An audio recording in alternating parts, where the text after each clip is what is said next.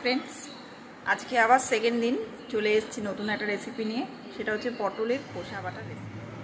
পটলের আর আলুর খোসা, যেগুলো আমরা পটল কেটে সাধারণত পটলের যে চিল্কা খোসাগুলো থাকে, আলুর যে চিল্কা খোসাগুলো থাকে, সেগুলো যেগুলো আমরা ফেলে দিই, সেই খোসা দিয়ে একটা বাটার রেসিপি তৈরি করা হয়। সেই রেসিপিটা আজকে তোমাদের সঙ্গে শেয়ার করব। তো এটা হচ্ছে সেই রেসিপি করার জন্য পটলের এবং আলুর খোসাগুলোকে নিয়েছি, চিল্কা করে কেটেছি, কেটে একটু সিদ্ধ করে ভাপিয়ে নেওয়া হয়েছে, হালকা ভাপিয়ে নেওয়া হয়েছে। এবারে দেখা যাক কি করা হবে। এবারে সেই সিদ্ধ খোসাগুলোকেই আমরা কি করব, মিক্সার গ্রাইন্ডারে পেস্ট করে নেব। দেখতে পাচ্ছ কতটা পরিমাণ খোসা আছে পটল আর আলু। এবারে আমরা মিক্সির জারে দিলাম এবং তার মধ্যে আমরা মোটামুটি 1 টেবিল স্পুন কালো জিরে অ্যাড করে দিচ্ছি। মিক্সিতে পেস্ট করবার সময় এই আলু আর পটলের সিদ্ধ খোসাগুলোর সঙ্গে 1 চামচ কালো জিরেও অ্যাড করে দিতে হবে। এই হচ্ছে সেই পটলের খোসা আর আলুর খোসা যেটা সিদ্ধ করে রেখেছিলাম, সেটাকে পুরো মিক্সার গ্রাইন্ডারে ভালো করে পেস্ট করে নিয়েছি। তার সঙ্গে 1 চামচ দিয়েছিলাম কালো জিরে, যেটা আগে আমি বলতে ভুল করেছি যে 1 টেবিল স্পুন, বাট ওটা 1 টেবিল স্পুন না, 1 টিস্পুন কালো জিরে এটার সঙ্গে অ্যাড করতে হয়েছে। এই হচ্ছে আমাদের বাটা। এবারে এইটা করবার জন্য একটা ফ্রাইং প্যানের মধ্যে সর্ষের তেল খানিকটা দিতে হবে। সর্ষের তেলটা দেখো একটু বেশি দিতে হবে, কারণ যেহেতু এটা বাটা, তার জন্য তেলটা একটু বেশি লাগে। এবার তার সঙ্গে শুকনো লঙ্কা 2খানা শুকনো লঙ্কা অ্যাড করা হলো। তারপরে কালো জিরে, খানিকটা পরিমাণে কালো জিরে দেওয়া হলো।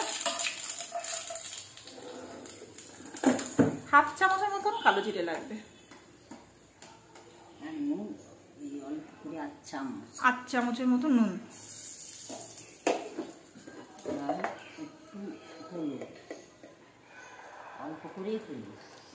বেশ 1/2 চামচের মতন হলুদ,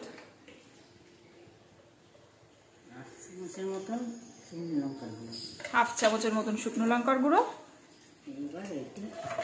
ভালো করে দিয়ে মিক্সিং করে নিয়ে এবারে ওটাকে ঢেলে দিতে হবে। তেলটা কিন্তু খুব গরম হয়ে যাওয়ার পরে এগুলো দেবে,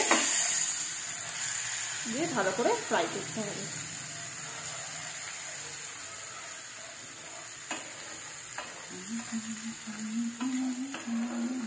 এই হচ্ছে মিক্সিং চলছে, ভালো করে তেলের ওপরে নাড়াচাড়া করতে লাগছে।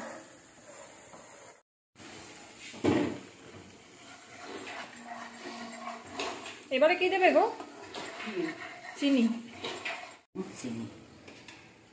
2 চামচের মতন চিনি দেওয়া হয়েছে। এবারে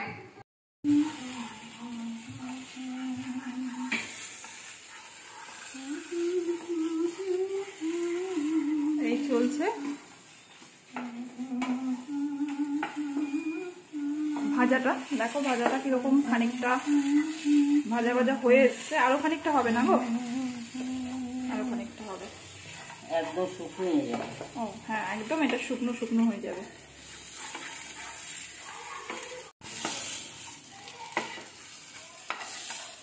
পুরো জিনিসটা একদম শুকিয়ে যাবে, শুকনো হয়ে যাবে। দেখো কতটা ভাজা হয়ে এসছে।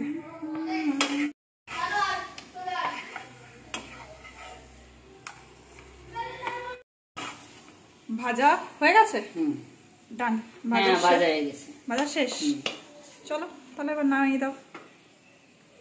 গ্যাস অফ করে দেওয়া হলো। এবার একটা পাত্রের মধ্যে এটাকে রাখা হবে। এই হয়ে গেছে আমাদের বাটা পটলের খোসা বাটা রেসিপি, ডান, পুরো কমপ্লিট। ভাজার রেসিপি শুরু করো খাওয়া।